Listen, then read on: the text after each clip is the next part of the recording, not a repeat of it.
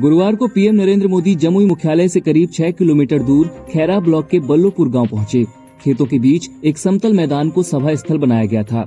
सुबह 10 बजे यूं लग रहा था मानो यहाँ कुछ ही लोग पहुंचेंगे, मगर 11:15 बजे पीएम का हेलीकॉप्टर धूल उड़ाते हुए जब यहाँ पहुंचा तो कुर्सियां खचाखच भर गयी।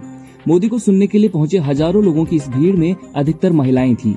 पंडाल में बैठी कुछ महिला कार्यकर्ताओं से हमने बात की। 400 पार होगा, जो लोकसभा का चुनाव है वो 400 से पार जाएगा। हमारे राष्ट्रीय चिराग पासवान जी, उनके पवन पुत्र हनुमान जी हैं, जो कि उनको कलेजे से लगा के रखते हैं। मंच से अपने भाषण के दौरान मोदी ने भ्रष्टाचार करने वालों को जैसे ही अपने निशाने पर लिया, वैसे ही लोगों की तालियों से पूरा सभा स्थल गूंजने लगा। भाषण में आगे मोदी ने जब राम मंदिर की बात कही तो जय श्री राम के नारे भी जमकर लगे। सभा के दौरान मोदी ने एक साथ दो वर्गों को साधने की कोशिश की, पहला पासवान और दूसरा अति पिछड़ा समाज में ठाकुर वर्ग। भाषण की शुरुआत में ही उन्होंने रामविलास पासवान को याद किया।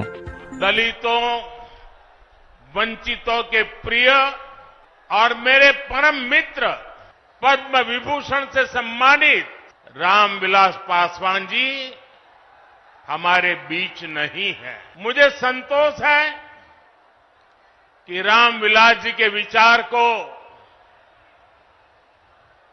मेरा छोटा भाई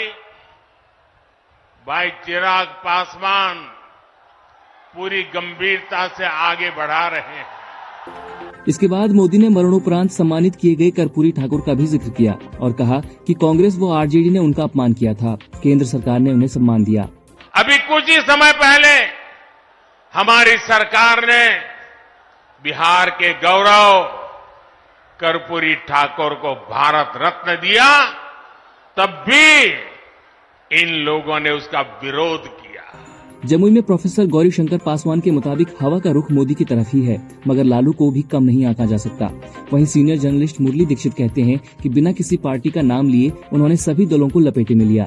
बहरहाल मोदी का जमुई दौरा बेहद अहम माना जा रहा है। इस सीट से लगातार एनडीए उम्मीदवारों की जीत के कारण भी उनका इस सीट के प्रति अट्रैक्शन बढ़ा है। जमुई में आज प्रधानमंत्री नरेंद्र मोदी का संबोधन पूरे 28 मिनट का रहा। अपने इस संबोधन के दौरान भ्रष्टाचार को उन्होंने मुद्दा बनाया। कहा कि लालू प्रसाद के रेल मंत्री रहते समय जमीन के बदले नौकरी दी गई, बड़ा घोटाला हुआ। नीतीश कुमार भी रेल मंत्री थे, लेकिन उनके खिलाफ आज तक कोई शिकायतें नहीं आई। इसके साथ ही साथ उन्होंने जमुई के अलावे नवादा, मुंगेर और बांका संसदीय क्षेत्र को भी यहीं से साधा है। सहयोगी अमित सिंह के साथ अमित जायसवाल, दैनिक भास्कर, जमुई।